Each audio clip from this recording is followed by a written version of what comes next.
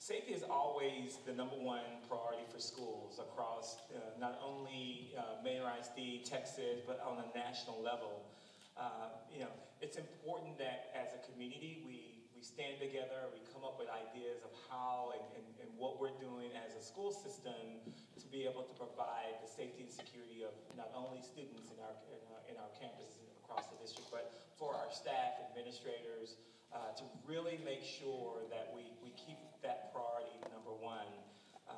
I'm very happy to partner today with our community service organizations, being the Chamber, we have the Manor Police Department here with us this evening. We have the Travis County Sheriff's Office with us this evening. And that's very important as we have these discussions tonight about keeping schools safe for all involved in our community. But safety is not just for our police officers.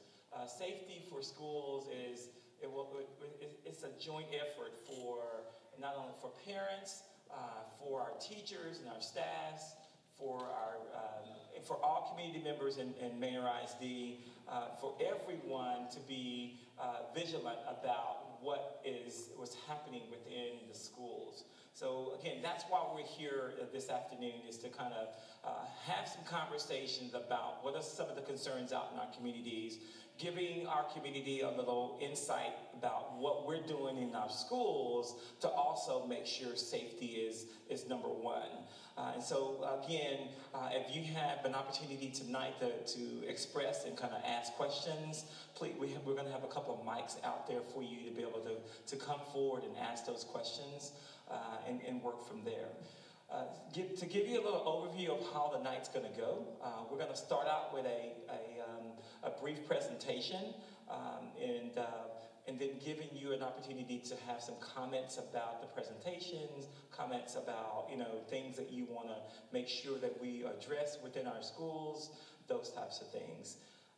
We want to ask that you keep your comments within 2 minutes so that we can kind of make sure that our time frame that we provided for this evening's forum, we will kind of make sure that we get you in and out, get to the point, and work through. So again, it's going to be very important that we follow the format and we kind of keep the conversation brief and to the point. Again, like I say, safety with all the things has been going on in our community and our surrounding community. It's time to make sure that we get in front of this and make sure that we're going to have a good insight for if something happens in our school community. So what I would like to do is I'm going to turn the mic over to our Executive Director for School Student Service and Safety, Dr. Keith Brooks, and he's going to take you through the rest of the presentation. Thank you, Dr. Avery. Dr. Mosier, he's going to go ahead and make some introductions for us here shortly, and then I'll move on from there. All right, thank you. Hello? All right. Thank you for coming out this evening, and like Dr. Avery said, I'll just parrot off him a little bit, but this is about input. What I want to do is introduce our panel here. We have Chief Phipps. We also have Board Member Elmer Fisher, Dr. Avery. We also have Board Member Johnny Velasco and Sergeant Ferriola. Ferriola. Okay. And then we also have some guests that I want to make sure that we introduce. We also have our board members. We have Miss Anna Cortez, if she will wave her hand. Also, I saw Miss Cerna. Miss Cerna, we want to make sure we welcome her. And then do we have any other board members? I don't think we're missing anyone. But we also have administrators in the room. Administrators, if you'll stand up, please. All right, thank you. And so parents, students, this is about our community. This is about safety. And what we've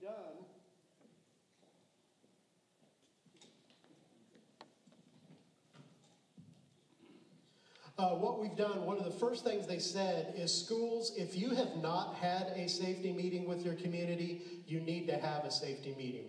Not all school districts have done that. We wanted to make sure that as Manor, a destination district, that we do lead the way in this. There's been a couple across the state, but we want to make sure that we're at the forefront and make sure that we're meeting the needs of our stakeholders and we gather the input. And so I'll go ahead and turn this over back to Dr. Brooks, and who will serve as our MC. You're going to see me standing up here with a computer. What I'm doing is I'm taking notes of the meeting, and then I'll work with our communication directors, Mr. Scott Thomas, and Mr. Thomas will post these on the website. So we want to thank you for your time tonight, and we look forward to your input. All right, thank you, Dr. Mosier there. So again, guys, I want to share with you guys, number one, how this came about for Manor ISD. So we have the platform Let's Talk, where we have the opportunity for you guys to share information or concerns that you guys may have with the administration, for us to definitely answer it back, but then also for us to take care of the situations. And we had a parent that called, and it was over, I believe, a break, one of the breaks, and he shared with me his concerns about what we were doing. He said that he felt like that we were doing a good job as it pertains to the reactionary measures that we had in place. And I'll go over that here shortly as well. And then so we begin to talk about proactive things that we can put in place in order to keep our schools and our communities safe. And at that point, I just had a wild hair, and even though we were on a break, I immediately contacted Scott Thomas, our communications director, and just kind of shared the idea with him. And I said, look, I believe that this will be something that I think that would benefit our community, but more than that, give our community and empower the community to be able to take care of our students, take care of our community around us, and let's listen to our community and find out what it is that they feel like is necessary for us to do, but then also to team up with our law enforcement, as you guys see that we have here, to find out what things are actually valuable, what things can we actually do or actually put in place to actually help and to keep our community safe, and what measures do they currently have in place to help with that, okay? So this evening, I want to make sure that we share with you guys our current practices that we have in place, okay? Then also want to make sure that you guys know that you can actually look up these practices we have on our website. Then also, I would challenge you guys to ask your students or ask your children about the practices that we have in place at the school. And these are the current reactionary ones. I want you guys to know what these are. And then, of course, we're going to give you guys an opportunity to share with us some of your ideas about what we can actually do. So right here, this is the standard response protocol. This is in every classroom, every cafeteria, every common area within our schools and our central office as well. And it's really precise, quick information about what to do in case of an emergency. It also has protocols for visitors that come to our building. So if someone is sitting in the office, they will know what exactly to do in the case of an emergency as well.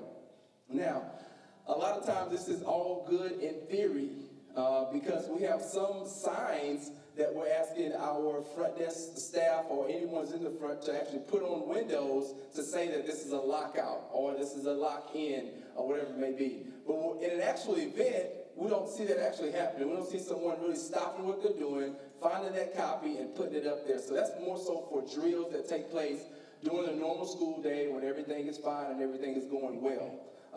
But then also, we want to give prudence to each different type. So we have a lockdown, we have a lockout, an evacuation, maybe to a location, and each campus principal has that location identified, and then also a shelter in place. I'm sure you guys received letters about the shelter in places that took place on the different campuses prior to spring break actually taking place. Now, we don't always want to announce those and let people know the exact date and or time that that's happening, because sometimes if you think about it, if we do a lockout and we have our students out where we evacuate, then anyone who gets a hold of that paper or for that date and time, they will know that there are all the students for, let's say, Manor New Tech Middle School outside of the building at that given time. So we want to inform you guys that we're going to actually have the drills, but we may not always put the exact date and time that the drill actually took place. So it may be a range, maybe a week, or it may even be over a 2-week period that the actual drill has taken place. But we want to keep you guys informed about what's going on, okay? Also, so tonight we want our expected outcomes to be, number one, of course, definitely getting ideas from you guys, and then also notifying you guys about what we do currently, okay? And so here, I want to kind of open the floor for you guys. If you guys will come up to the mic, and as Dr. Avery shared, let's try to keep it to about a two minute minimum, and then just kind of share maybe ideas, okay, that you guys will have moving in the direction of preventative measures, okay? Our panel, they will be able to answer whether or not those are actually valuable, or if some of those things that we currently have in place. And then also our law enforcement will be able to share with you guys some of the programs that they have that actually helps the community and staff members for the school to be able to identify different things that you guys can be educated on when things actually happen within the school. For example, craze, and I'll let Chief Fields talk a little bit more about that specifically. But now I want to go ahead and open the floor, give you guys an opportunity to kind of share back with us, and Dr. Mosier will take the notes about different things you guys feel like we can actually do to have preventative measures in place, not so much more reactionary things in place for our campuses. All right. And then Dr. Brooks, one thing I do want to do is make sure that, let you know that we do have a district safety committee, and by law we have to, and we have a very strong safety committee. It's not just one that is on paper. We meet regularly. We have minutes of our safety committee meetings, and then also decisions are driven, and our board has made financial decisions based on the input from the safety committee. And so I do want to introduce a few of our board members and safety committee members. We have Mike Brooks, who's out in the audience, also Dr. Brooks, and then Mr. Fisher, and then the chair of our safety committee is Mr. Johnny Velasco, and I know he has some remarks that he wanted to say in regards to the district safety committee. Good evening, everyone. My name is Johnny Velasco, and I'm born and raised from Manor, Texas. And like I've said in numerous times whenever we have meetings and how Manor has grown since going to school here, it's a tremendous increase in population that it's not stopping. And of course, one of the things in talking to Dr. Mosier is that, you know, we have to have something in place. Of course, it's state law that we do that.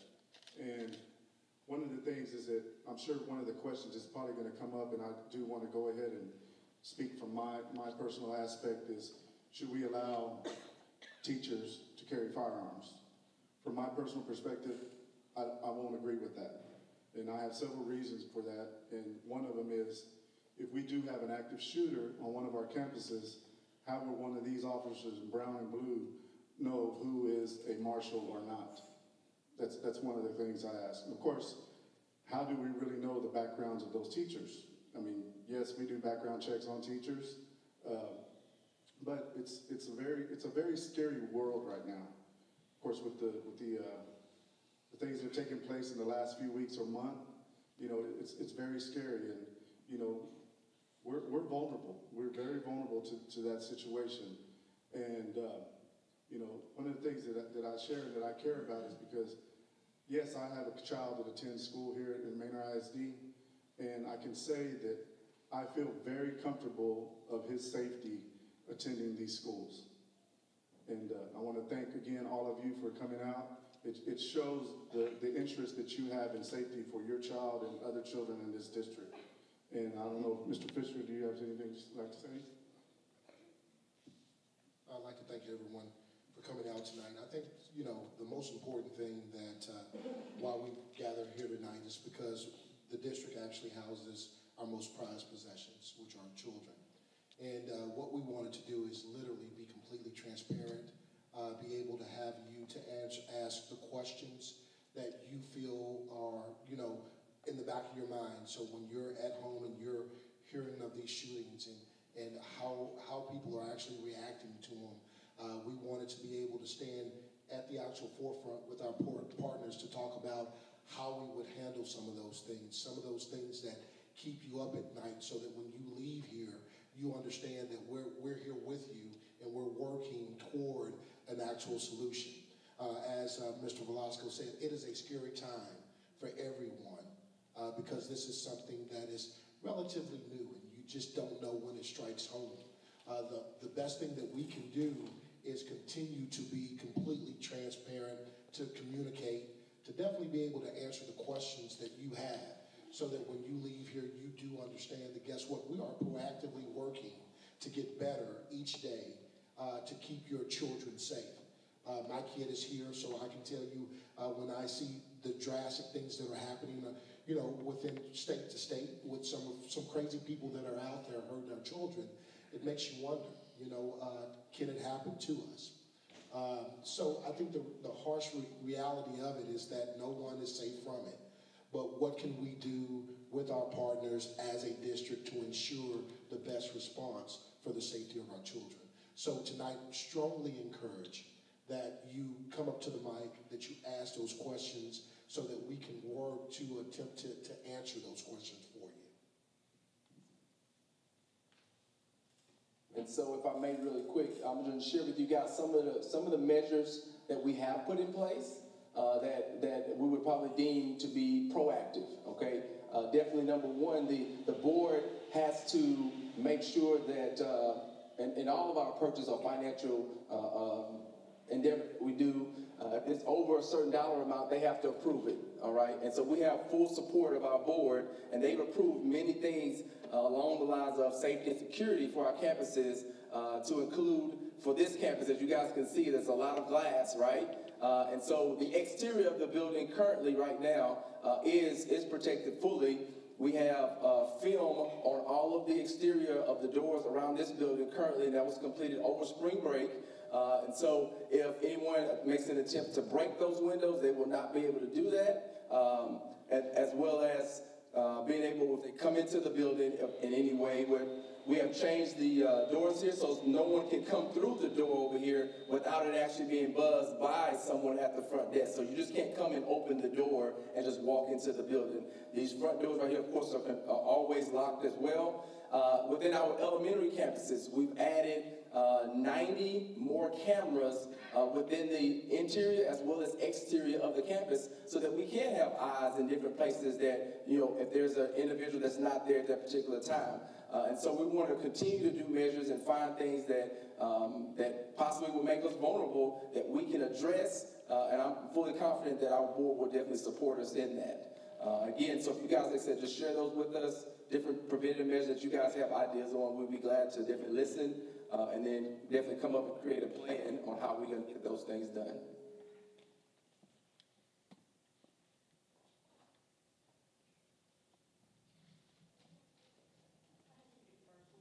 And the mic is too high, so I might pull it down a little bit lower.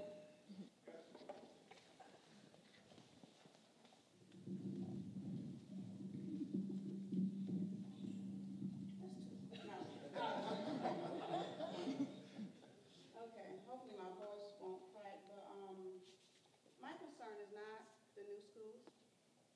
It is not the elementary school level. It's not the middle school level. My concern is the high school level. I hate to bring this up because I've already talked to the high school principal and I've brought up concerns that I had. I don't know what measures are being done at this point because I haven't made that trip back to the high school like unexpectedly to see what's going on. But my main concern when I talked with the principal was there's too much activity in and out of the high school that it seems like nobody knows about. Okay, so I was up there, you see kids open the doors for other kids coming through the side, pack center, kids are all over the place. What is being done to control the behaviors at the high school? It almost seemed like the people at the front, I'm not calling anybody out because people could come see me doing my nursing job and want to say I'm not doing mine correctly, so I'm not trying to do that. But what I'm saying is I stood in the front office and watched kids come by with Sonic drinks and they have been out in a parking lot and kids are opening the door, they don't even buzz them in and they're coming in. Where have they been? Where have they been?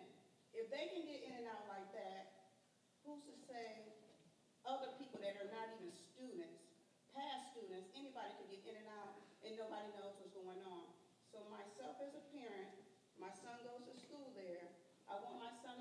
well as all the other kids at the school, I need to know what is being done, where are the consequences? Where are the consequences for some of the behaviors that are going on at the high school? That's all I have to say. Thank you. So I can tell you on the police, let me give it a minute.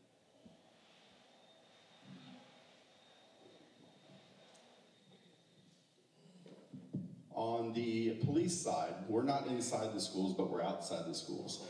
So you have a concern about them coming and going from the campus just as we do. The city of Manor has a city ordinance for a daytime curfew. And if your student has come home with a ticket from us from going to Sonic or going to Starbucks or going to McDonald's, which we see almost every day, you'll see that that ticket comes with a very hefty fine of up to $2,000 that the judge can fine that student and ultimately the parent, because I don't know any students that have $2,000. I'm sorry, up to $2,000. So on the police side, we do try to stay very vigilant of the comings and goings of the students on the campuses. We have a lot of other tasks at hand besides that. I think we all can agree that traffic on 290 is something that needs to be addressed and watched after. So we're pulled in a lot of different directions, but for the police side of that, how we help the school district in addressing that issue, and they are very responsive. Anytime we call them, they have been there in less than 5 minutes to pick up the students or get us the information that we need. But we address that with those students off the campus by giving them citations to try to send a clear message that they tell all their friends, and hopefully the parents tell the other parents that Manor Police Department has zero tolerance on that. And unfortunately, it comes with a hefty price tag. So one other piece that we've done that's proactive, and I mean, you can't always necessarily police this, is I've actually gone to the managers of McDonald's, Shipley's, and actually just basically asked them just simply if they would not allow students to come in during these hours. And during those lunch hours. And whenever I've asked, they've been more than nice in saying yes, and they won't allow them to come in. But to your exact point, I think it's continuing to happen. And I think and I get it at the end of the day, for them, it's about profit. That's what it's about for them, right? And so they may do it that day, and I've actually, and many of us is going out driving, when we drive from one campus to another, we'll stop and address students, of course in an appropriate manner, and get them back to campus. And so we're continuing to do that as it pertains to that. So the other proactive pieces that we're doing to try to help with that situation. And let me intervene again.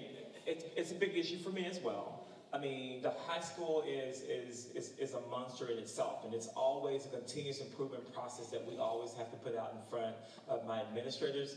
Mr. Bailey's in the room, and he knows I'll pick up the phone and say, hey, there's so many kids out here, what are we going to do about it?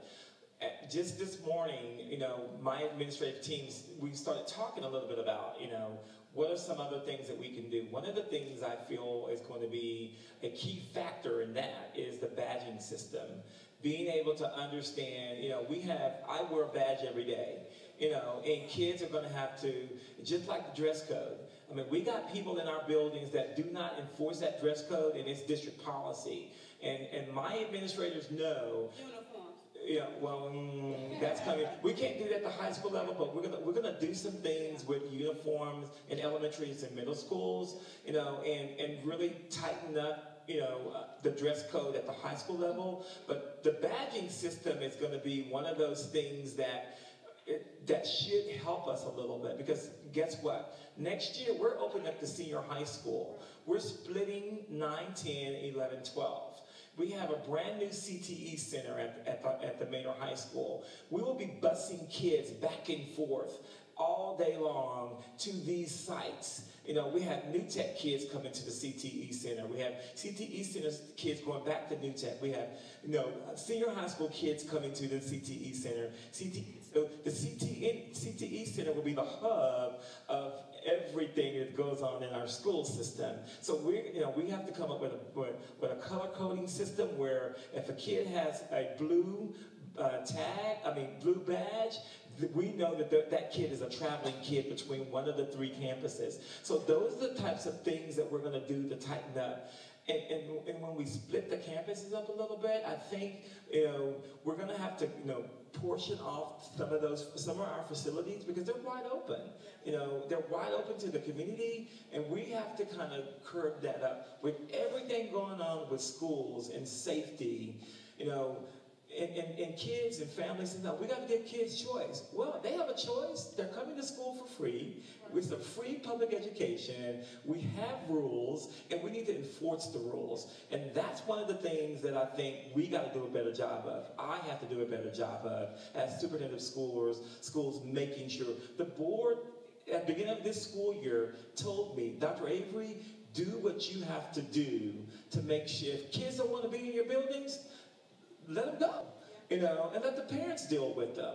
But if they're in our schools, they're going to have to confide to what we want them to confide in, the rules. We have, they're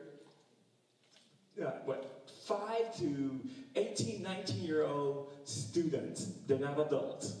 And so we have to be able to do some things. So I think you make a very valid point, and I appreciate you having the courage to sit up there and stand up there. And you work for the district as well, so it's okay. so it's simple. You see it every day.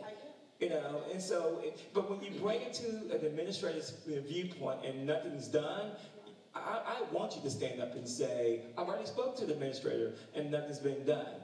So he's here, he hears it, his bosses are right up here on this stage, and they're going to hold me accountable for making sure that he holds his staff and his administrators accountable for it as well. Well, thank you for that, because I stood back up because I wanted to make sure we didn't get off track. And what I meant by that, everybody was focusing on Sonic and McDonald's. I told them not to do this, and I'm not talking about that. If those kids want to go there, that's them. Okay, y'all can worry about that. I'm talking about safety. I'm talking about those doors. Kids not being able to open doors for other kids. Where I talked about cameras being like real time camera shots. So when something is going down, then you call the person on radio. You don't have to have a real person there. They go and stop whatever's going on. So there's a lot. I did bring some solutions, what I thought would possibly help and for the situation. But what you were talking about, I really do appreciate, because I think that's a good way to go too. If we're not going to go straight to uniforms or anything like that, we do want to give our kids reaching adult here a choice of how they look when they're coming to school. I agree with that, but we need something else, and the card system, to me, is a good way to start. Absolutely. Thank you. And we would love your ideas, and if you can bring those forward, we'll be able to take those and put them in our notes and things as suggestions, and I think it'll be a great start for us as well, so appreciate it. Thank you. And also, the community of Manor, knowing how fast and rapidly we're growing as a school district, one of the things the community did was pass the bond for the high school, because the parent that just spoke is exactly right. Manor High School is like a fire ant hill. When that bell rings between classes, if you've ever stepped on a fire ant hill and you see it go whoop, and then pretty soon they all go back inside the hill, that's the way it is at Manor High School during transition periods. And there's a lot of kids. The good news is, though, the fact that with the passing of the bond, that we now have the junior-senior high school campus, 9-10 campus, so that fire ant hill, to use that scenario, just got a little smaller. There'll be less kids at each campus, and that will help tremendously. So thank you to the voters of Manor ISD who did that, because there was some forethought on your part. Also, we do have a lot of cameras that with our new systems. Also, just to let you know, the secure doors, we have several campuses with door hardware, whether it's vandal resistant. Also, the swing gates and parking cables, that's a big piece at a high school, the ability to control parking, control people coming in, but also people that have already parked. That's been installed. Also, lighting controls in the evenings that go on switch along with cameras. And then also we do have intrusion alarms on our campuses as well, to secure campuses in the evening. And that's important. I know the police appreciate that as well. But also all our main entrances, since 2015, any building built in Manor ISD has had that secure vestibule. But then also the older campuses as well, Of course, you have to do that a lot of times in the summertime, but those will all be done within the next year as well. And so those are just some control mechanisms, and not only that, traffic control, and when I say traffic, not only vehicular traffic, but also guiding parents in as well, and all visitors to our buildings. I have a question. The last month before the spring break, my son has been getting late at home. It was 2 or 3 times they called to the bus office and to the school here in Manor to find out if you guys have any problem with the kids' behavior in the bus. When my kid got home, he told me, Mommy, the bus driver has problems with some kids being irrespectful and not getting the bus, and is the reason that we come late. Is the way that you guys have the cameras in the bus and do something to those kids? Because one time I think it was 5 o'clock, and one day was after 5 o'clock, I called to the office and he didn't leave my phone number, the time my kid got home and everything, and then nobody called me back. So at that point, I called them and I told them that I was almost ready to come and pick up my kid because I thought something happened because it was already late. So I know the parents, they like to take care of my kids. They make sure they are okay and make sure they're doing the homework. If there's something happened at school, I want to be there right away. So it's something that you guys can do or something that us as the parents can do to help you. Can you guys let us know? Absolutely. You want? Our buses do have cameras on them, you know. So I think all the buses have cameras on them, and so we have access and being able to kind of monitor those things. I think it's important to, you know, if you're. One of the things I'm going to encourage all, do you guys know that Let's Talk? Let's Talk is your best, friend when it comes to any concern that you have. If you go to our webpage, Let's Talk comes up on the left-hand, right-hand side.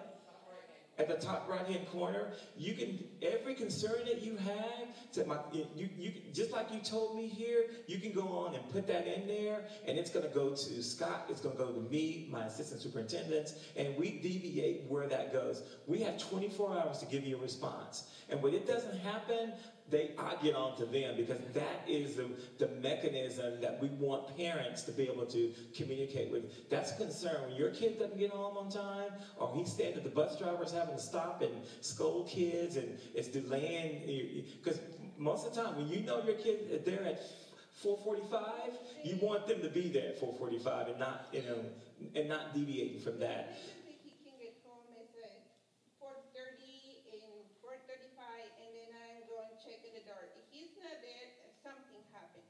So as soon as he got home, I told him, what's going on? Why you're not here? And he's like, I am frustrated, Mommy. I'm so tired that those kids not pay attention to the bus driver, not respect the bus driver.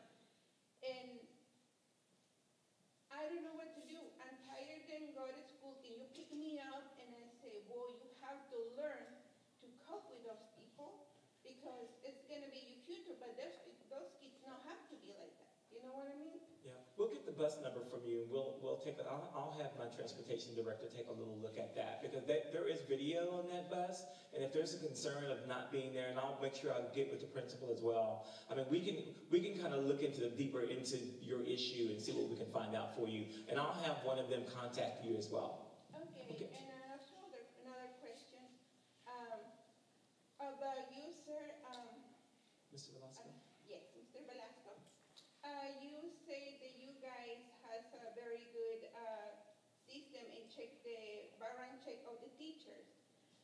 My question is, are you guys checking just in the background check in Texas or national? It's a national check. That we check, and it's a constant check. So if someone is employed with us in early August and something happens that's that gets them on the registry, we will get a ding in our HR office, and then we will address that issue right there. The other part of that is that we have a policy in place that if someone gets a felony or drunk driving offense, they have, how many days? They have 3 days to report it to us. And after 3 days, it gives us a ding, and someone could lose their job because they didn't report it. It's a self-reporting policy that we will enforce in our district. And so, yes, that is a huge thing for us to be able to kind of constantly, any volunteer, we have a new system where volunteers can go online, they put their information in, and it does a check across the national database to make sure that that individual is good or not good to be able to be engaged on a voluntary basis in our district. Okay, and the other thing they're gonna say, you guys, is no more complaints. I'm just gonna say thank you for everything you guys doing for our kids and the school and the other school. I have 2 kids in here in Manor, and we really appreciated how much they've been growing so far. Awesome. Well, thank you. And this is gonna be his future, and you guys, his inspiration. You model to them to follow because they're gonna grow. They're gonna be a professional. They wanna have a good career. So thank you very much for everything. So thank you for that. That's very sweet of you. Thank you.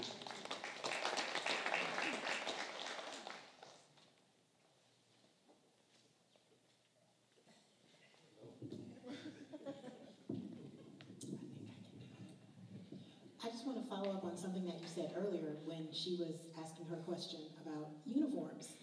I have 3 students in the district, and I really would like to start preparing for next school year. And if elementary schools are going to go the uniform route, I would really like to know sooner rather than later. It's also something that my parents bring up to me almost on a daily basis. So it's like a rumor in the community. And so I think we want to know. Let me put it out there. We are most likely going to be moving to all camp. We did a trial with standard mode dress with Manor New Tech Middle School and Lagos Elementary School. And the response that we've gotten from the community and parents, they love it. It's a very cost-effective way of being able to provide, a very standard mode for our elementaries. We were going to discuss that at our principals meeting next week. And so we are reading a book study about making your bed. And it's all about taking care of the little bitty things, and dress code is one of them. And so I'm going to tie that back into making sure that we move forward in getting you guys, as a campus, you have to go through your campus improvement team and do all the necessary procedural things that policy will allow you to do. So yes, that's going to be forthcoming, and then we will communicate that across the district, and look forward to, most principals have been asking me over the last couple of days about it. So it is going to come together next week in our principals meeting on Tuesday, and we'll move forward from there. Thank you. You're welcome. Hi, I'm Debbie Tucker, and I work here at this beautiful school in the front office. And I just have a few things. I'm concerned that not every school has an SRO. We do not have one here, and I think about that every single day. Although when we do need something, Manor Police is here in a hurry, admin is here in a hurry, EMS is here in a hurry, but I still think about that a lot. I have a concern with the side doors. Kids do let people in. And, they're locked on the outside, but they let them in. Custodians let people in. And there are no cameras that I can see what's going on. I only see it when a parent walks through this way. And it doesn't happen every day, but it does happen at times, so that's something to think about. Cameras, I would love to be able to see a camera, or have someone up here be able to view cameras of our outside entrances. Anybody walking through that front door is going to have to deal with me and Jessica, and they don't want to do that. I'm not worried about this, but, the area around. Also, contract employees with the district, they come in, they have no badge. They have no card. They just say, well, I work with the district. We had one today. And he did have a badge from another school, but I was not real comfortable with that. So I feel like contract employees should at least get a temporary badge from admin so that we can feel comfortable about passing them through to our kids. Let's see. I think we should all look at schools through the eyes of a shooter or a bad person. You know, they case places out, I'm sure. We need to be thinking about, you know, how they think, you know, and see what would be an easy way to get in, you know, how they can merge in and just act like normal. The last thing is with the badges. I worked at another school for several years, and the kids did not wear the badges. They traded the badges. They chewed on them. I mean, a lot of them didn't wear their badges. So that's the only flaw with that, and they leave them at home. If we can get around that, then yes, badge is great, but, you know, we got to make them wear it, so. And thank you for your insight. I think a lot of the things that you brought out is the things that we are actually discussing behind the scenes. SROs, I mean, that is a huge, you know, conversation. We've had that conversation since I started the district. We will continue to have that conversation, partnering with Travis County and Manor PD, and look at the internal options that we are working through those right now as well. You know, cameras and being able to, the front office cameras, we can make that adjustment pretty quickly. That's a really easy fix. And so we could get a standing camera that can rotate through. You know how you see that this kind of rotate through it. We can work through that, and I'll talk with Dr. Mosier can help us with that. Contract workers, you know, I wouldn't let anybody in if they can't show a proper badge. They shouldn't be able to come into your building. So you just grab an administrator and say, hey, this person is coming into the building and he doesn't have the proper, and then let them deal with it and say, for safety purposes, I can't let you go through because you don't have the appropriate badge. Or if you work for the district, they should have the appropriate badge. You know, and if they don't, we need to send them to HR, whoever's providing those badges, and getting it fixed. So again, I appreciate the oversight, and plus you're right there in the heart of it, so we want to make sure that your concerns are addressed as well, so thank you. Thank you. Good evening. First of all, I want to thank you all because taking everyone time to be here. And of course, like you said earlier, you have our most precious values, which is, in my case, is my daughter. She's in middle school. And I'm really thankful that Principal Diane is really enforcing the badges, but I'm agree just like with the lady. Not everyone wear those every day or all day, and so you know how kids are. They always forget those at home, or oh mom, I just put it in my purse, which is not the one is matching today, whatever. So. And that's one thing I noticed as well at middle school, that kids, because they look familiar from the other side of the door, oh, just please open the door, they're just willing to open. Probably it's the same people from school, but if they don't wear any badge, there's no way for them to know for sure if it's from the same school. And I've been in school probably, of course, in the morning, around lunchtime, and it's a lot going on because they have to go from basement to a small gym or choir or, you know, any other area of the school. So I think we have the resources, just like everyone say, they have cameras on, so many other things.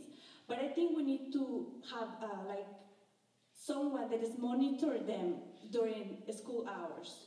So if it's like event in gym or cafeteria, when I go to cafeteria, nobody's checking if I have a sign in. You know what I mean? Everybody's willing that everybody do what it's supposed to do, which is sign in, go to the office, and go to the cafeteria or wherever is the event.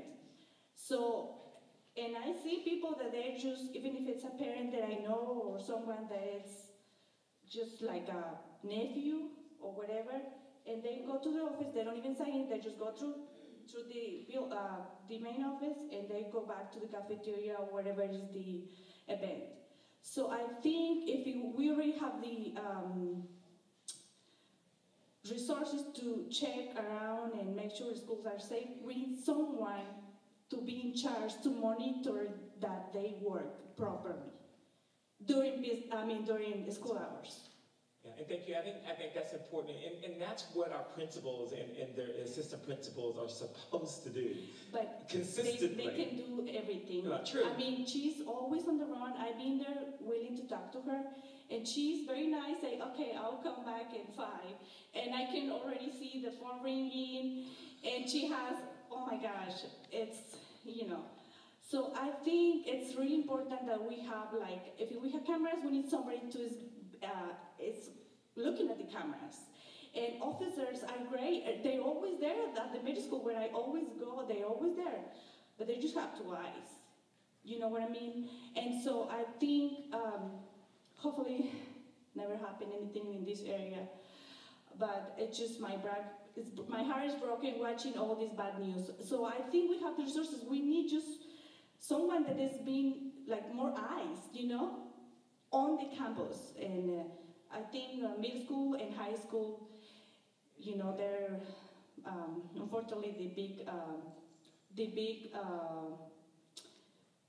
things that bad people wants to take over, you know. So, yeah, thank you. So I'd like to definitely talk to that. I think it's one of those things as far as a level of accountability, right? So one thing is learned behavior. So once one kid sees a person to where they go and they open the door, then it's okay, right? So I think that we as a district, we've got to come back and we've got to start, you know, from ground zero and start having some of those tough conversations with our children and let them know that, guess what, you don't open up the door for anybody. Within that, then there also has to be, you know, measures for those that are opening the doors. So then therefore, when they understand that there is a consequence to the negative action, then they start understanding, hey, this is something that we don't do. But it's one of those things, we've said okay once and nothing has happened, so now everybody is following suit. For us to, you know, as a district probably to say it's all on our principal, that's probably a fictitious thought, right? Like you said, we've got an administrator that's housing, you know, looking over 900 kids, and it's a lot of moving parts to that. So we collectively have got to start from ground zero and setting proper expectations. And the other thing is really having them to understand the threat, right? So if we do open up the door to the wrong person, what truly could happen? And so those are some of those courageous conversations that we've got to start having with our children so they can visualize the negative impact. Yeah, and just, you know, they have so much responsibilities to do at school, not just, you know, just like my daughter, and probably she understands the risk, or, you know, she probably been saying, oh, mom, you're always freak out about even little things. And so I've been working in pretty big places, and some people get mad if they get checked out in the main entrance, but I don't mind, you know, because it's for the safety. So, and probably that will be too crazy to do that at middle school and high school. But I don't think no measurement will be too crazy to do it, because it's our children. So, and that's. And I want to agree with what you said with more eyes, and also with Mr. Fisher, as far as saying there's a part on everybody. Really, safety, there's some things when it comes to safety. Safety is an all-time thing, and safety is an everyone thing. And so one of the things that is absolute, everybody in here, as far as the board will say, budget is a real thing. So we are limited in resources, but what we can do is training. So when we have eyes, we have a lot of eyes in the school. We have our teachers, we have our grounds, we have custodial, we have maintenance, we have our front office staff, we have our aides, we have administrators across the district, we also have the cameras, but also we have our students. And our students do report when things go on. So it is a matter of training, and we've got to realize we have a wonderful resource and power in our student body. But that is a matter of teaching them, building that culture of safety, that everyone has a responsibility. And so just like when you go to the airport, or you go to the mall, or you go to Disneyland or something, they always talk about if you see something, report it. That's been advertised a lot this past 2 weeks, 3 weeks actually. But anyway, it is a matter of all of us building that culture of safety, letting everybody know it's an everyone thing and it's an all-time thing. And so that's all I'll say on that. But thank you very much. Just one more thing.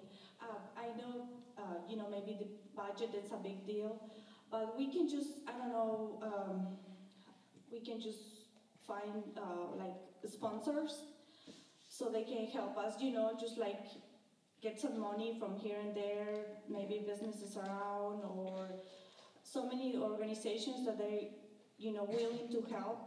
So we can, I don't know, just make crews of parents and teachers, or just social media, I don't know, something so we can get more funds or something that we can just help. And that's a great suggestion, and we do that right now. We have a grant writer that is helping to write grants to get and solicit additional monies so that we can do additional things. And even the state of Texas, for educational purposes, they're providing schools with opportunities to grab dollars to help and do some of the things that we're talking about as well. So we will be very vigilant in getting those things. But we would love for parents to come out and volunteer in our schools and get in there and patrol and help us as well. So you got a free moment, a free day, free hour. We'd love for you to come in and join us as well. All right, and these two right here will be our last two speakers here, but that does not mean that the conversation stops. We will have 2 additional forums in the month of April, and then 1 in the month of May as well. So just as Dr. Moses said, this is an all-time thing, and we're going to continue to do this. We're going to keep this at the forefront, keep this in front of everyone, especially including our students, our staff, the community, and making sure that this safety thing is real for us, and it's not because of tragedies that are happening, but our most important or valuable resources right here in these schools each and every day. But go ahead, sir. My name is Kelvin.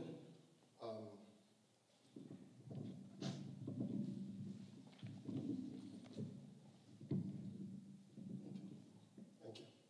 So my concern is for the elementary school. My kids go to Blue Bonnet, and when all this crazy stuff happen everywhere, we always live on edge. We're scared for the kids and for the teachers and all this stuff. So I tried to reach out to the school. I called. Someone picked up the call. I told the person my concern, and I want to speak with the person in charge of security in the school. And they told me they don't have anyone in charge of security in the school, that I should call their admin, Manor admin. That was a concern for me. Looking at what is happening everywhere, security should be number 1. At least we should have someone who calls the shots in every campus. I don't know if it was lack of knowledge from that person, but it was a concern.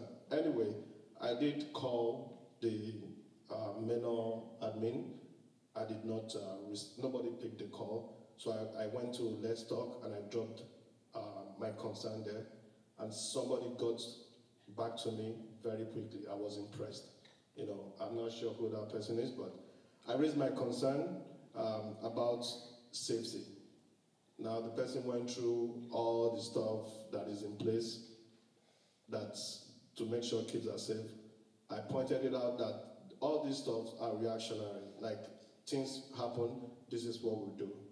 As a parent, I don't even want it to happen, because 1 kid, 1 teacher, 1 staff is too many. We don't even want it to happen. So my concern is, what do we do to prevent it? So it came to me that I realized there's actually nothing very solid on ground to prevent. We have a lot of stuff to react when it happens to minimize damage. So part of that discussion led to what we're having here. Like, we need to talk about it, and I was promised something like this is going to happen, and I appreciate the fact it's happening. We are talking about it. Now, I know we've put a lot of stuff, a lot of things in place, like cameras and all that, but I see some flaws that I think a criminal would always think that way. Like, you have camera, there's no one monitoring the camera. That's a big flaw there. Then secondly is during rush hours in schools, especially, I'm talking about where I'm familiar with my school, the school where my kids go to. Like when parents have to come in for something in school, now they just say sign in. Some people sign in, some people, nobody even checks if it's authentic or not. Like everybody just goes in. That is a big flaw. You know, I know we are constrained by budget and all that, but I bet you, I don't pray, nobody wants anything to happen. But if something happens, budget comes out from nowhere. Like everybody does something immediately, just react. So I would want us to always think like something is going to happen. Let's have that in mind. Something is going to happen. If we present it that way, we think that way, then we're in a better position to do something to prevent it. Let's not wait for it to happen. Nobody ever thought somebody would throw bombs in Austin. You know, no, it can happen. I'm always scared when these kids go to school. I don't want to continue living that way. You know, so then another question I raised was the schools that unfortunately that have been affected by shootings. What did they do wrong, or what were they doing before that happened? That if we go through this question, we'll be able to determine how effective what we have on ground now is. If we check with such schools and they are like what we have now, then we know we've not done enough.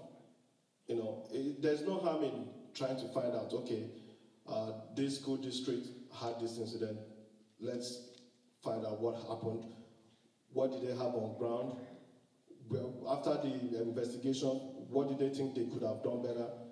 Such knowledge is better to learn from them than us learning from experience. So I have that concern, and budget is a concern, but we can do better now to prevent it than when it happens, budget comes from nowhere. Thank you. Well, thank you for that. I think that's important. Being able to learn from other staff is actually engaging with other districts and community agencies that are actually has experienced those things in the past and trying to learn from them as well. We do that, and trying to make sure that we put the best things forward. But I think the number one preventive piece is that we've had these conversations and we continue to have these conversations, because no one's going to be prepared for that thing to happen. But we got to be able to, if we're talking about it, we're preventing, we're guiding people, we're training, we're having conversations with our own kids, and so that's the true part of it. So I appreciate your aggressiveness in keeping it out in front of us, and I think we will continue to do that. And even though things are happening around this community in Central Texas, we still have to be, it could happen to us tomorrow. And within the hour, it could happen to us, and we got to be ready for that. So that's the key part of it. So thank you for your comment there, and I think we will take that at heart. Okay, and then Chief Phipps will also follow up with a comment. One of the things you need to keep in mind as far as a school district our size, we're larger. We're larger than 85% of the towns in the state of Texas. Just our school district, larger than 85% of the towns in the state of Texas. And so, and we are very fortunate because of the eyes and ears and the training of the staff and our partnership with law enforcement, EMTs, and other first responders, that we don't have, when you think about all those towns, how many things happen, we're very, very fortunate, but it isn't, and we cannot prevent everything. Everyone knows that. Everyone knows that. You can't prevent everything in your own home, much less a huge, very large organization. But what we can do is we can train, we can stay on top of things, and one of the things I wanted to answer the gentleman is, one of the things we do as a school district is we work with the Texas School Safety Center, which is located out of Texas State. It's actually in San Marcos. but we network and train, and they do provide guidance for schools across the state of Texas based on incidences that happen in the state, and they go back and they do question, they do say, what can schools do? So we learn from that and prepare for that, and then we can prepare our staff and do different trainings due to that. So incidences are analyzed, and they do say what could have been done differently. The true fact is you cannot prevent everything. That's a given. But what we can do is make sure we're doing everything we can, and that's what we try to do every day. I would agree with him. You cannot prevent everything. Prevention things that we look at are mental health issues. Obviously, somebody that can come into a school and shoot up a bunch of school-age children obviously has some mental health issues that need to be addressed. I think Manor ISD, seeing the programs that they have to address mental health, to address bullying, to address all the things that are always discussed after a school tragedy, I think Manor ISD has a really good grip on those things. Could there be more? Of course. You know, there could always be more, and everyone always calls for more, but everything always comes down to a budget. So I think, just look from the outside looking in, I believe Manor ISD has some very good programs within the school district that address some mental health issues, that are some steps in early prevention of maybe recognizing something in a student, and also addressing bullying. That's something you always hear at the end. Well, this student that did this to this campus was bullied because of this, or he was bullied because of that. Well, obviously that's an issue. You know, we hear it all the time, is the anti-bullying campaigns. So I think that y'all should feel comfortable. If y'all haven't looked at it, I'm privy to have a lot of friends within the school district.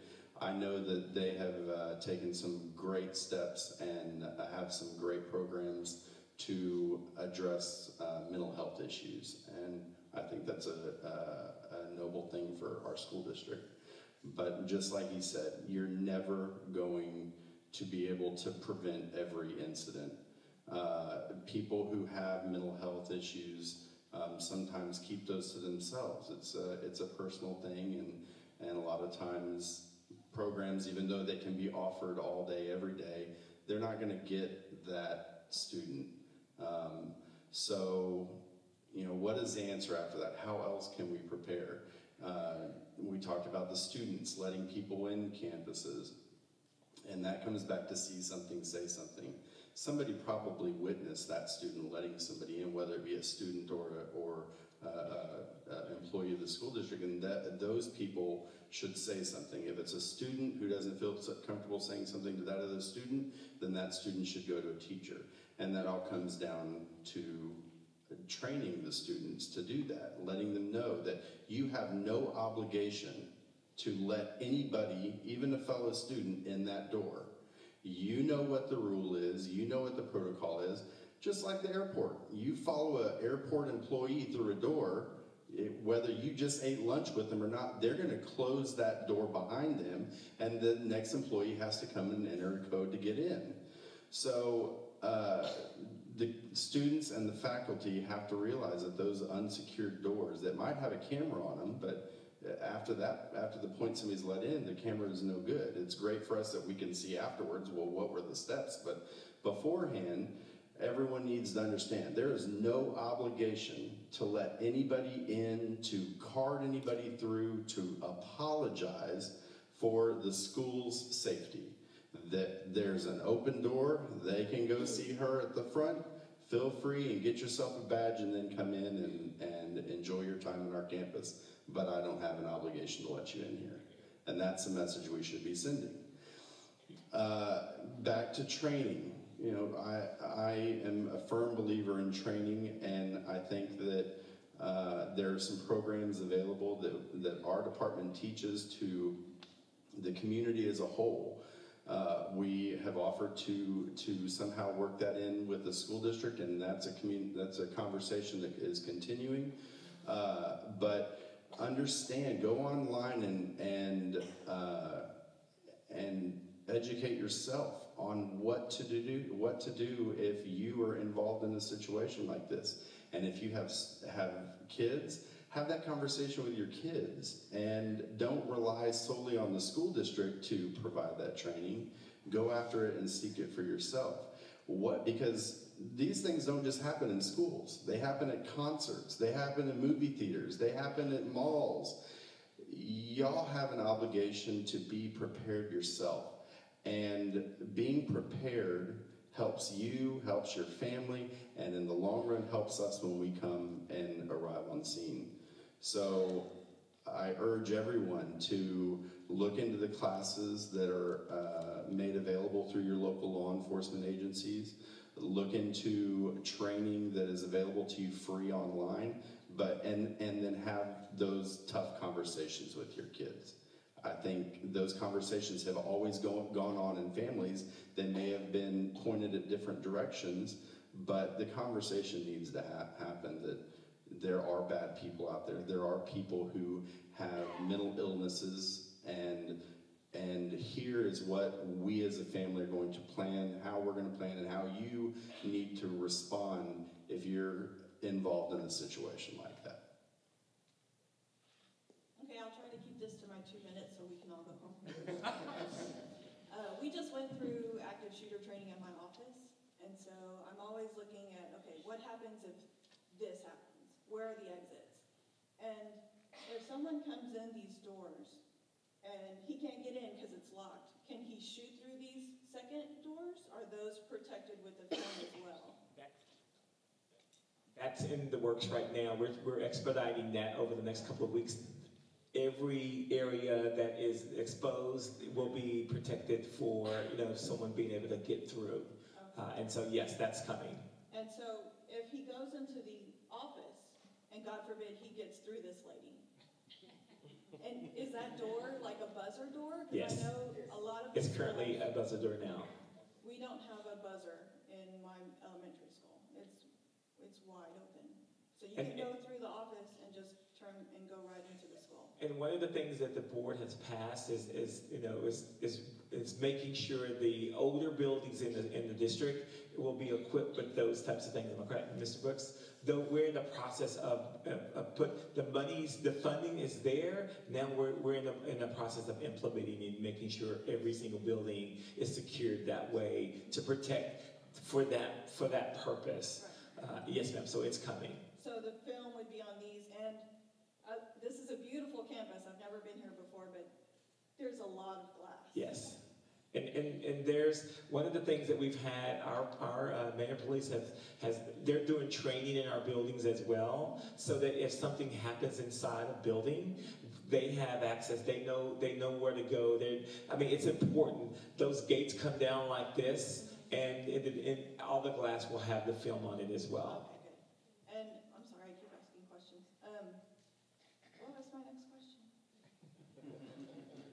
Let's go home. She's no more questions. Oh, yes, he said. So the things we learned was run, hide, and fight. Run away from the situation. If you can't do that, hide somewhere. And if you can't do that, fight for your life. Whew.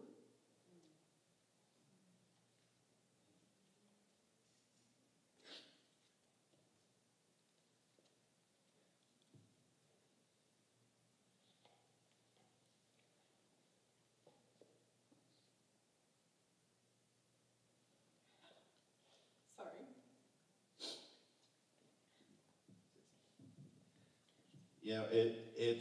It's this emotion is what everyone feels, because you don't think that conversation, those three things, have to be taught to a child within their school.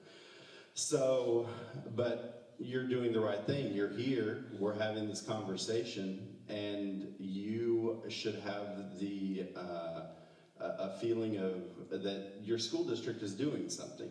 Your law enforcement, whether it be Travis County or us or the Department of Public Safety trooper that happens to be out on the highway, we're all preparing for this, and we're all training, and we're all trying to get on the same page. It's a horrible thing. the day and age that we're sitting in, where this panel and all of us in this room are here to have this conversation. Of course you're going to get emotional about it. You know, you don't want to think about that for your child. But I think that this is important. And the training you went through, bravo to you for going through that. And I'm glad your company provided that for you. Because now you can have that conversation, even though it's awful, with your children. So I know probably for the elementary school this is impossible to fight back, but the middle school and the high school, are they learning during these exercises, during the, I don't know what they're called, the drills? Are they learning that if somebody does come into their classroom, are they learning to fight back, to barricade the doors and everything? So yes, specifically they are. So for example, if we take this campus, this is a middle school campus. We've gone through different drills with Mr. Smith and all this administration here specifically on where to go in the building and then how to barricade the doors. One great thing that we have here is that the majority of the furniture, they're actually on casters. So the students know to move all of those toward the windows and the doors when they actually go inside of the science classrooms that are at each end of each floor to be able to help in protecting that area. Another piece that we have in place is to sometimes students, they have to self-evacuate. And so we talk about that as well. So if they're close by a door and they hear the sound of a gun or hear the sound of commotion that's much more than just, students getting into something, they are given the permission to definitely self-evacuate to the closest facility of where another safe adult is located. So those things are actually in place for those students to be able to do those. And really in all the campuses, not just the middle school and the high school, but that's also for our elementary. Our fifth grade, our fourth grade students, some of those kids, they know, where to go and what to do at that particular time when they self-evacuate. And that's the terminology that we use specifically.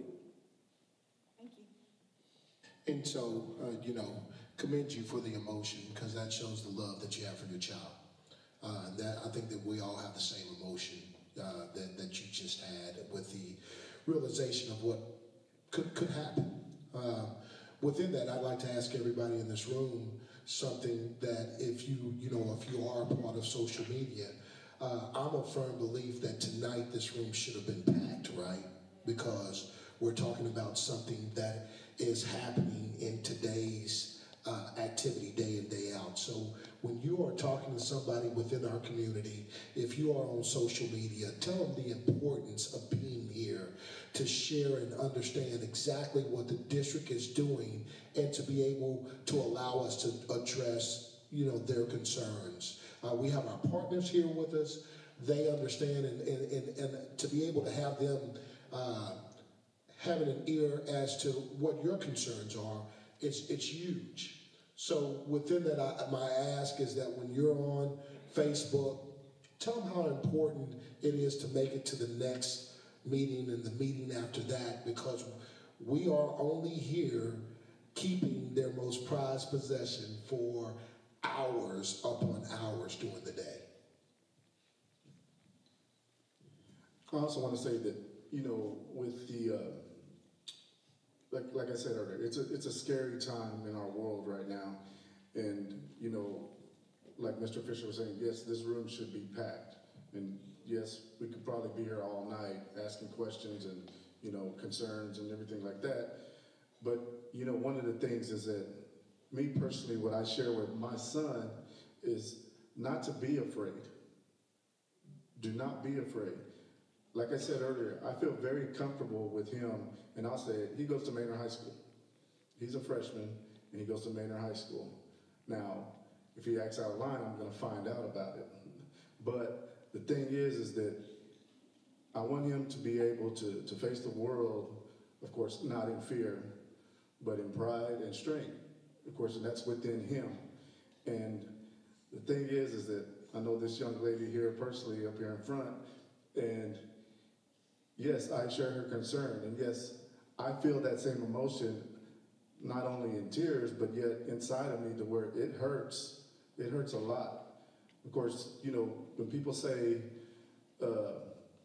like Chief Epps was talking earlier about, where kids are being bullied and things like that, we do have those things in place. in our district to help. We have our, our student family services that help out with that as well.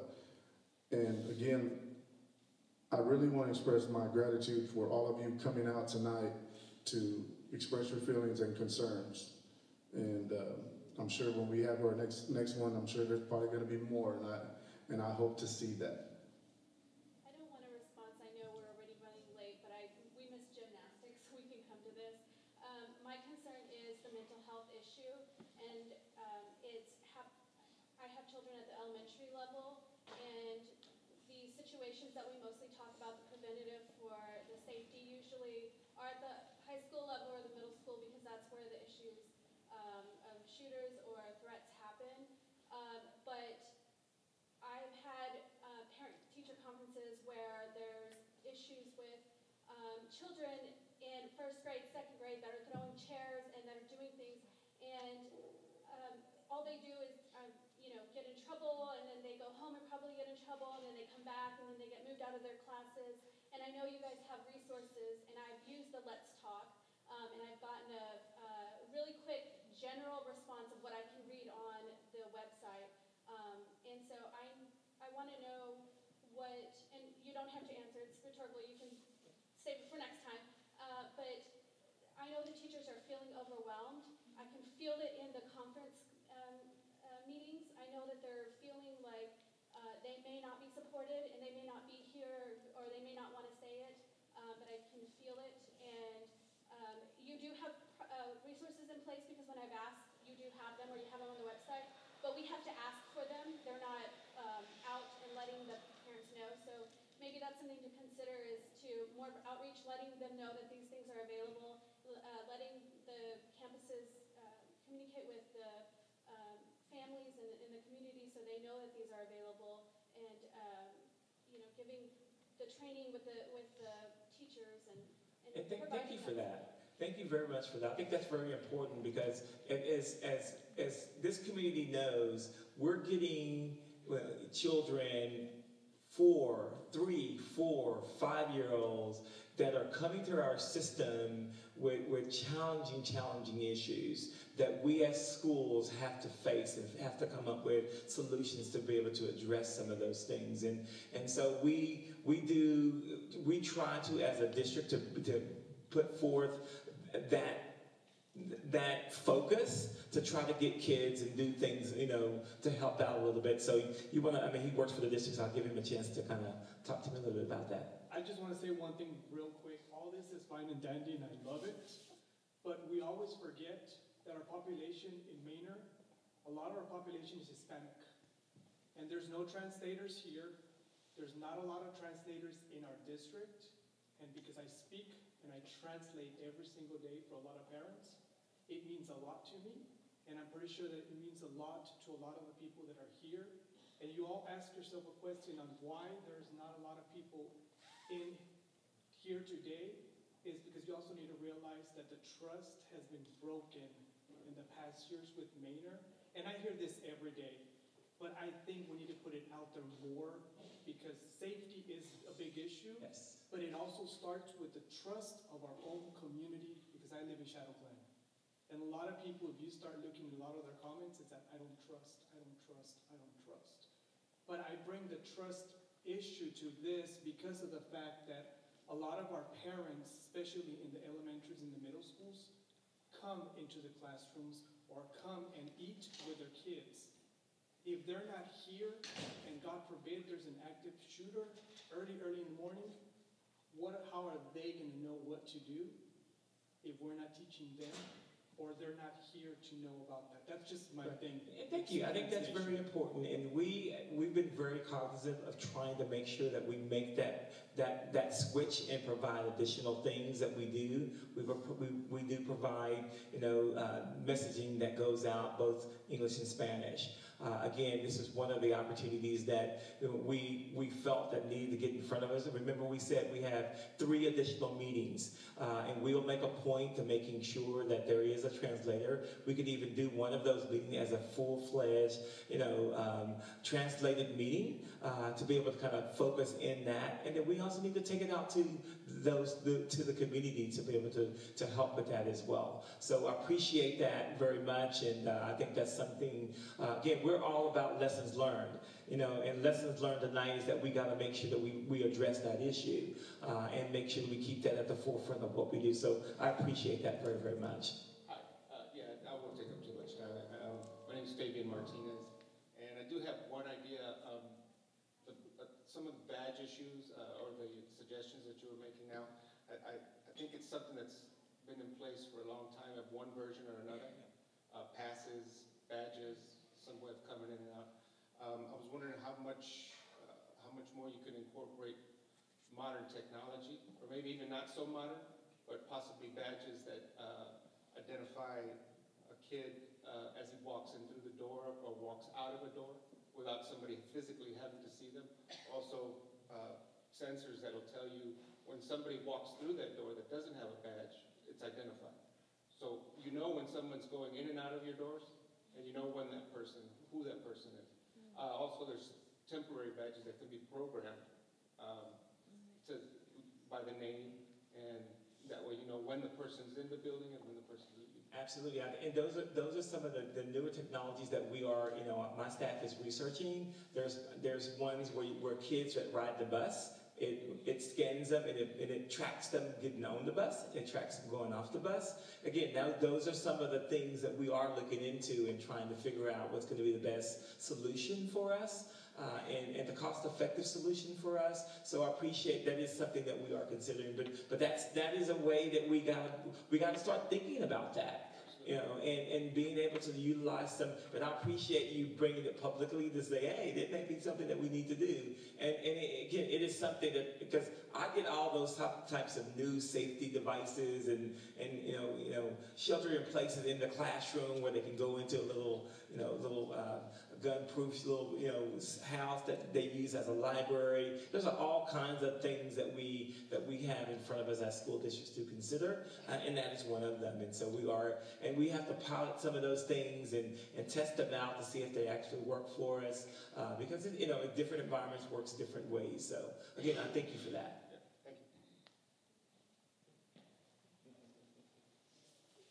All right. So now, guys, so definitely we want to make sure that we are. We'll give her a chance to kind of give us a. Yes, ma'am. Quick, I hope. I'm glad to see the county sheriff here. I live out in the rural area, and my 2 great-grandkids ride a bus. Now, with everyone having guns, it's a problem out in the rural areas. I had to call the sheriff on last Friday or Saturday, because our new neighbors, the property next to ours, they were shooting guns up in the air. They came out. And the reason I'm saying that is because where I wait for these children, their property is right in the street right in front of this triangle where I have to go to wait for the kids. Now, the bus drivers, how are they going to protect the children if someone, guns everywhere, comes up to the bus and makes his way into the bus with a gun? What do the bus drivers do then?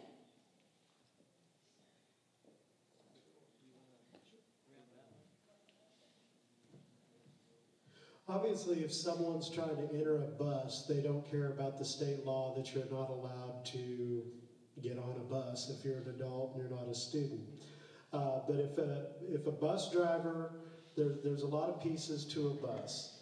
Obviously, they have to stop the bus, all those type of things. And it's all about vigilance and what they see, and again, the students working together. And so if someone sees someone with a gun, they are going to hopefully get the kids on the bus with the gun.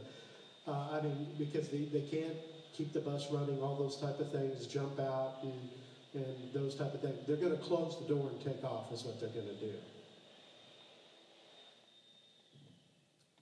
There's a lot of situations that we can what if and what if and what if.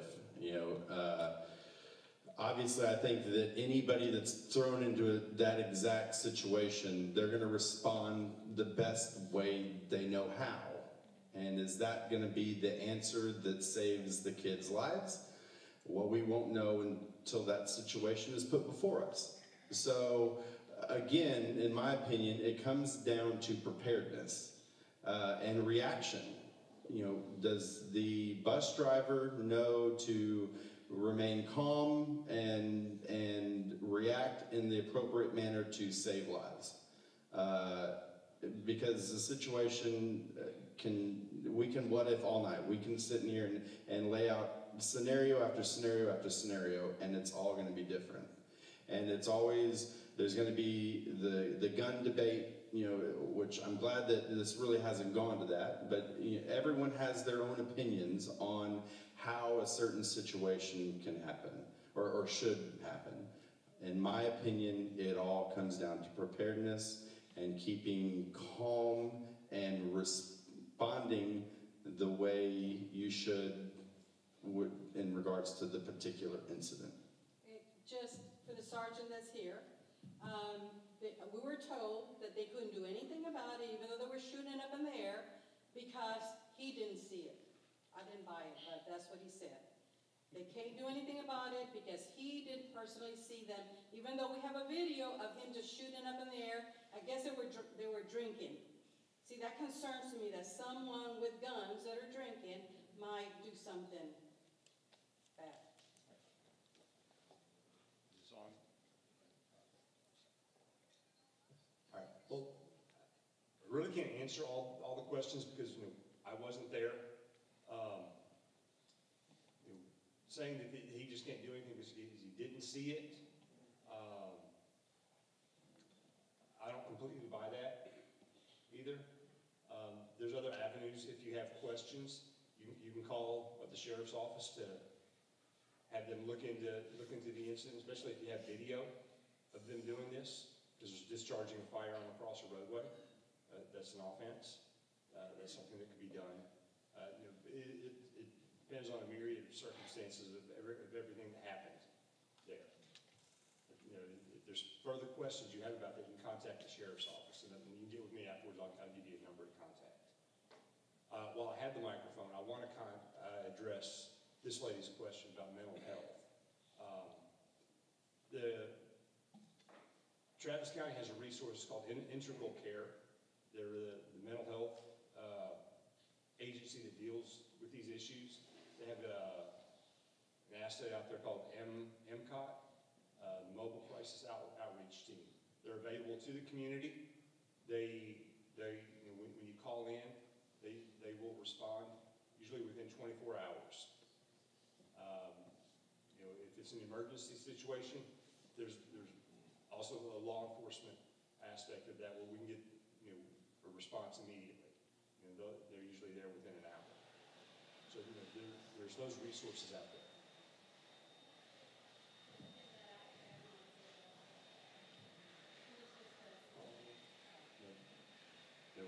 It is out there. We have 4 SROs in the school district. If there's, are you a teacher or? Okay. Even the parents are able to contact any one of the SROs.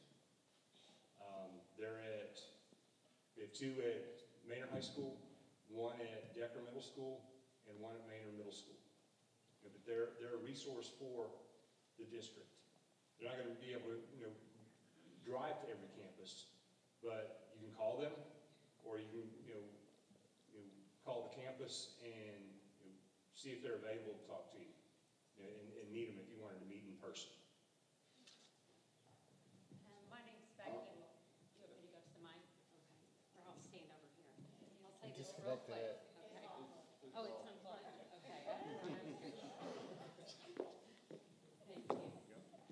My name is Becky Lott, and I oversee some of the programs that you're talking about. So integral care is part of our district. In fact, we will be starting soon, within the next few weeks, we will have a mobile crisis outreach team worker in the district. So thank you for your input. You obviously don't know that we have that service in the district. So I'd like to talk to you more about it following this meeting. But more importantly, you didn't know about it, right? So we need to get the word out about the services that are being provided, especially tied to mental health services. So currently we have 5 mental health therapists working throughout the district, actually 4, moving on to 5. And we've done that purposefully, right, because of the needs of this community. We'd like to expand on that. We are next year. Hopefully we don't have to get to the point that we triple those types of services, but we do have those services in the district, so I'd be happy to talk to you about it following this meeting. All right, and so our next steps, okay. So those that know me, or those that do know me, this is not expected that I'm up here having to speak. Can y'all hear me well, or do I need the microphone? Use the microphone? Okay. Check, check. So I'll speak. And the reality is, there's not a day that does not go by, or a minute, that I don't realize I oversee the largest amount of students, group of students in this district, principal of Manor High School. It's not something that easily I don't think about or forgotten. Ms. Patterson is correct. Had a very intense, no, it wasn't intense, more like an extensive meeting. Talked about a lot of different things. And the primary concern was the amount of students that are in and out of the campus. Free-flowing campus. Some of it's just pure design of that campus. Some of it is negative student behavior. I will say, Ms. Patterson, when you come back to visit, you will see a significant difference. At this point now, we are able to identify the students by name. A manageable number of students who we know are the repeat offenders for being out of location, and we're continually holding those students accountable in spite of the design of the campus. That design of the campus won't change this year. What I do want to talk about is this piece.